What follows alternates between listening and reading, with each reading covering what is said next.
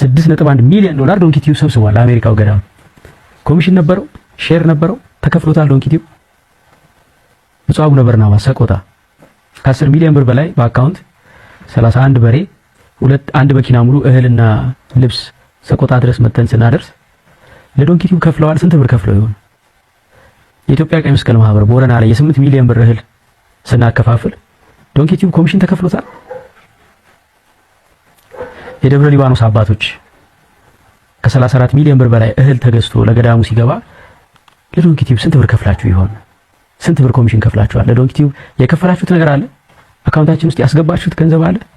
እሸቱንም ይዘው ትሞታል። እሷ ማሽናት እሸቱንም ይዘው ስለምትሞት ግን ከመሞቱ በፊት እውነት ይቅርታ ቢጠይቅ እኛንም ብቻ አይደለም ኦርቶዶክሳውያን የተሳሳቱትም ይቅር ቢላቸው ጥሩ ነው። አሁንም ይሄን ነገር ማስተካከለ ከሆነ መቁጠሪያ እየጣል ገና በምህላ ልንጠይቅ መሬታችን ስላድኖ አውጥተን ፍረጅ አንቺ ፈረጅ ብለን አንተም እናንተ ማይታችሁታል ብዬ አስባለሁ። የመጨረሻ ውስጥ ተሰብሯል። እኔ በራሴ ጉዳይ ራሱ እንደዚህ ያዝኛ አላቀምና ለሊቱን ሁሉ የሆነ ሲመጣብኝ ነው ያደረው ማለት ነውና መቼም ስለ ኮሜዲያን እሸቱ ከካሜራ ጀርባ ስላለው አንነት እዚህ ጋር አንድ ነገር ሁለት ነገር አውርቼ ማበላሸት አልፈልግም። ይሄን የምገልጽላችሁ በህይወቴ ስለ ኮሜዲያን እሸቱ መጽሐፍ ሳልጽፍ እንዳልሞት ነው የምለው እግዚአብሔርን። ወንድማችን እሸቱ መለሰ እግዚአብሔር ያበርታ፣ እግዚአብሔር ያጠንክር። አሁን ካለህበት የአንዳንድ ችግሮች ወይም ደግሞ አሁን በቪዲዮ የነገርከን ነገር ተሻሽሎ የበለጠ ልክ እንደ ንስር ራስን አድሰህ በደንብ አድርገህ የበለጠ ለአገራችንም ለቤተ ክርስቲያንም ለአጠቃላይ ለኢትዮጵያ ሕዝብ ጥሩ ስራዎችን የምትሰራበትን ጊዜ ይመጣል ብለን ተስፋ እናደርጋለን። ከጎንህ ነን። እኔ በበኩሌ ከአንተ ጎን ነኝ። ሌሎችም እህት ወንድሞች ከጎን ናቸው።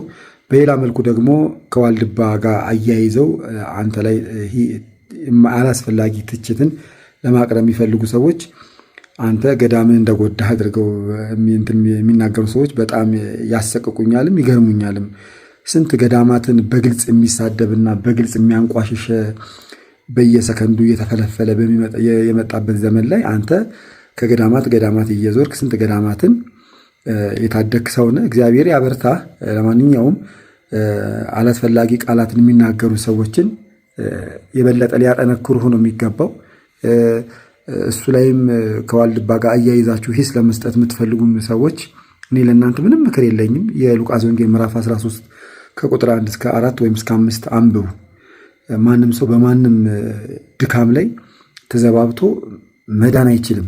ስለዚህ በተቻላችሁ አቅም ተሳሳተ የምትሉትን ነገር የተሳሳተበትን ነገር እንዲያርም ግፊት ማድረግ ነው እንጂ የሆነ ነገር ሲደርስበት እንዲህ ስለሆነ ነው ማለት እጅግ በጣም ከክርስትና አስተምህሮ ጋር የሚጋጭ የሚላተም ከኢየሱስ ክርስቶስ ማንነት ጋር በፍጹም የማይጣጣም ነገር ስለሆነ ትዕቢትም ነው። በነገራችን ላይ እንዲህ ስለሆነ ነው እንዲህ እዛም ዋልድባ ያሉትም አባቶች አንዳንድ አባቶች ሌላ ሚዲያ ላይ ወጥተው ስለተናገሩ እነሱም ደግሞ አይ እንዲህ ስለሆነ ነው እንዲህ ሆነው ብለው እንደማያስቡ ተስፋ አደርጋለሁ። ብዙ ያነበቡ ብዙ የተራቀቁ ከእግዚአብሔር ጋር ቀጥታ ቀንም ማታም ግንኙነታቸውን ያደረጉ አባቶች ናቸው ብዬ ተስፋ ስለማደርግ እንደውም የበለጠ እንዲያንሰራራና ነገ ከነገ ወዲያ ደግሞ በስራ እንዲክሳቸው ምናልባት በደለን ብለው ካሰቡ ማለት ነው። ስለዚህ ያን ነው ልል የምችለው። እግዚአብሔር ያበርታ። እንፈልጋለን። ያንተን ብርታት ነው እኛ የምንሻው። ሊደቁሱህ ሊኮረኩም የሚፈልጉ ሰዎች ሚዲያ ላይ እነሱን እያየ ተስፋ ከመቁረጥ የበለጠ ከእግዚአብሔር ጋር እንደውም አንድ የሚባል አባባል አለ። ሰው ሲገፈትር ተንጠርጥረ መውደቅ ያለብህ እግዚአብሔር እቅፍ ውስጥ ነው። ስለዚህ አንተም ይህንን መንፈሳዊ መሪ ተከትለህ የበለጠ እርግጠኛ ነኝ 70 ምናምን ሰራተኛ አይደለም 100 በላይ ሰራተኞችን ቀጥረህ ስራህም አድጎ የብዙ ሰዎችን ችግር እንደምትታደግ ተስፋ አድርጋለሁ። በምንም መልኩ ግን እግዚአብሔር የጥበብ የማስተዋል አምላክ ነውና እግዚአብሔር ጥበቡን፣ ማስተዋሉን፣ ትጋቱን፣ ትዕግስቱንም ይስጥ።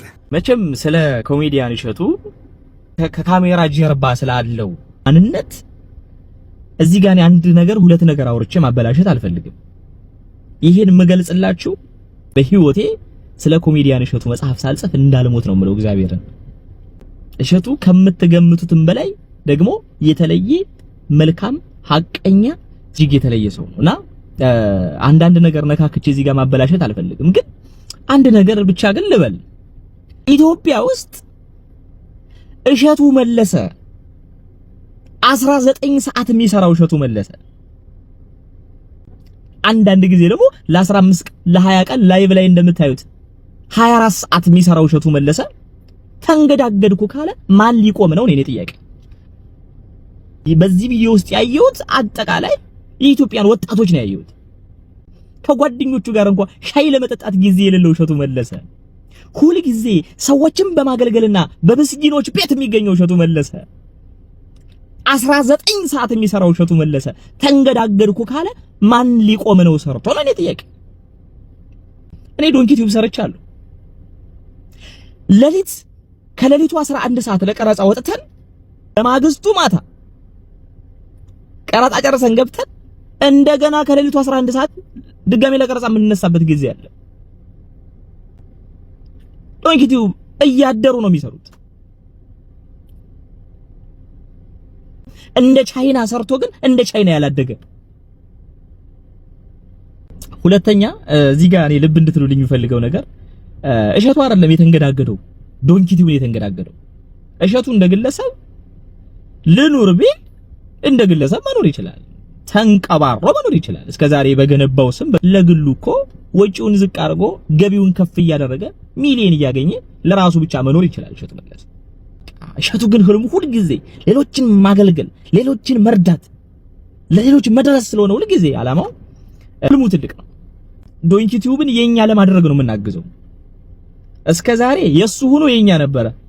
አሁን ደግሞ የኔነት የበለጠ የኔነት ስሜት እንዲሰማን እድል ነው ያመቻቸልንና የህዳሴው ግድብ ሲገነባ ግድቡ የኔ ነው ነበር መፈክሩና ዶንኪ ቲዩብ የኔ ነው የምንልበት ጊዜ አሁን ነው ብዬ ነው የማምነው እኔ ማለት ነው። አንድ አባባል አለ፣ ወገንህን የሚጠቅም ትልቅ ህልም ይዘህ ስትነሳ ህልምህን ከሚደግፉ ሰዎች በላይ ህልምህን የሚያደናቅፉ ሰዎች የበለጠ ራዕይ ይታያቸዋል ይባላል። ስለዚህ ህልሙን ተረድተው የዚህ ልጅ አያያዝ አይተው ቀና በዚህ ከቀጠለ በጣም ብዙ ታምር ይሰራል ብለው የፈሩ ሰዎች ካሁኑ የሚቻለው ነገር እየተደረገ ወድቆ እንዲቀር ነው እየታሰበ ያለው። ስለዚህ እኛ ደግሞ የሚቻለውን ነገር ሁሉ እያደረግን አብረነው ነው መቆም ያለነው። እሸቱ ላይ ጠላት ነው የተነሱ ሰዎች ራዕዩን በሚያዩት ልክ የእሸቱ ወንድሞችንን እህቶችንን ብለን የምናስብ ሰዎች ራዕዩን የበለጠ ማየት መቻል አለብን። እሸቱ መለስ ላይ ብዙዎች ሀሳብ እየሰጡ ነው። በኔጌቲቭም በፖዚቲቭም መልኩ እየሰጡ ነው። ግራቀኙ በልጁ ላይ ክርክር ጸንቷል። እናም ብዙዎች ደግሞ ያንተን መስማት እንፈልጋለን፣ ይሄን ልጅ እንዴት ታየዋለህ የሚል ነገር እኔ መጣው። ያን እንግዲህ በእግዚአብሔር ስም የሚሰማኝን ስሜት በልጁ ላይ ያለኝን የሚሰማኝን ስሜት እነግራችኋለሁ ማለት ነው። እንዲጠፋ እንደሚፈልጉ እንደ ጽንፈኛ የፕሮቴስታንት አማኝ ነን የሚሉ የሚጽፉትን እያየሁ ነው። እንደሱም አልነግራችሁም። እንደኛ ቤቶቹም ደግሞ ማተብ አስረው ኦርቶዶክሳውያን ነው በስም እየተመላለሱ ልጁ ከምድረ ገጽ ይጥፋ እንደሚሉትም ሰዎች አይደለም እነግራችሁ። እንደዛ አይደለም የማወራችሁ። እኔ ለማወራት ነገር ለምጽፋት ነገር በምድር ሰዎች አግኝተው ላይከሱኝ ላይወቅሱኝ ይችላሉ። እኔ በምጽፋት ነገር በምናገራት ነገር በሰማይ የሚጠይቀኝ አምላክ አለኝ። እግዚአብሔር ፊት ቀርባለሁ፣ ስላሴ ፊት ቀርባለሁ። ስለዚህ እኔ ሁልጊዜ ለማደርገው ነገር ሁልጊዜ ለምሰራው ነገር ከሰዎች የሚመጣን ነገር ሳይሆን የምፈራው የምጠብቀው አምላኬ ፊት ስቀርብ ምን ይዤ ነው የምቀርበው? ምንድን ነው የምመልሰው? የኪነ ጥበብ መዝሙር ታስታውሱታላችሁ። አቤት በዚያን ጊዜ ክርስቶስ ሲመጣ ያለ የሚዘምረው መዝሙር ታስታውሳላችሁ። ማን ነው በፊቱ የሚቆመው? ምንድን ነው የምመልሰው ብዬ ነው የሚሄደው ማለት ነው። እኔ ደግሞ እንደ ሌሎቻችሁም አይደለሁም። እኔ እፈተናለሁ። ቤተክርስቲያኒቷ መምህር ነህ ብላ የመምህርነት ሰርተፊኬት ሰጣኛለች። የማታ ተማሪም ብሆን አንተ ቤተክርስቲያን አውደ ምሕረት ላይ ቆመህ ልትናገርልኝ ልትመሰክርልኝ ትችላለህ ብላ አስተምራ የሰርተፊኬት ሰጣ በቅዱስ ፓትርያርኳ እጅ ሰርተፊኬቴን ተቀብዬ ባይገባኝም መምህር እየተባልኩ የምጠራ ሰው ነኝ። ቪዲዮ 2-3 ጊዜ ደጋግሜ አይቼዋለሁ። የእሸቱን ቪዲዮ ደጋግሜ 2-3 ጊዜ አይቼዋለሁ እና በግልጽ ነው ልመናን የለመነው። በግልጽ ነው ቸገረኝ ያለው ማለት ነው። በግልጽ ነው አጣሁ ያለው። የማጣቱ ደግሞ ራሱ የሚበላውን ነገር አይደለም። እኔ ይሄ ነበረኝ፣ አሁን ለልጆቼ ማሳደጊያ ለእኔ ቤት ለሙያዬ ለምሰራበት ይሄ አለኝ፣ እግዚአብሔር ይመስገን። ግን ቀጥሬ የማሰራቸው ደግሞ ሰራተኞች አሉኝ። እነዛን የሚችለው ስራ ሰርቼ በትኛለሁ። አሁን ደግሞ የቀሩትን ልበትን ነው። እንደዚያ ከመሆን እናንተ የምትችሉ ከሆነ 5 ብር አባል በመሆን እንታደጋቸው ብሎ ልመና ነው ያቀረበው። በቃ ልመና ማለት ነው። እና አንድ ለማኝ፣ አንድ የኔ ቢጤ፣ አንድ የቸገረው ሰው፣ አንድ ገንዘብ ብቻ አይደለም፣ የሰላም የጤና የምን ብዙ ነው የሚቸግረው። በዚህ ምድር ላይ ስንኖር የማይቸግረን ነገር የለም። እና ተቸገርኩ ያለ ሰው አደባባይ ሲወጣ ያውም እንደ እሸቱ አይነት ብዙ ጠላት ያለው ሰው እሸቱን በፖለቲካ አስተሳሰብ የሚጠላው አለ፣ በሃይማኖት የሚጠላው አለ፣ በልጁ ትዕቢት ደግሞ አለችው አለ፣ ወጣትነት አለ፣ ጉራው አለ። ጉራው ትዕቢቱ ራሱ ጎትቶ የሚያመጣበት ብዙ ጠላት አለው። እነዛ ጠላቶች አሉ።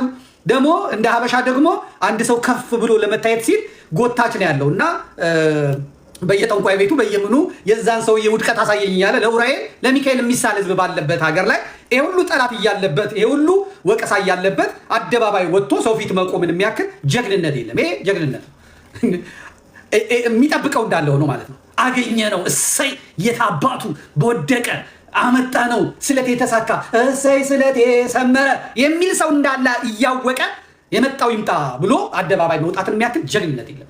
ይህንን አደንቅለታለሁ።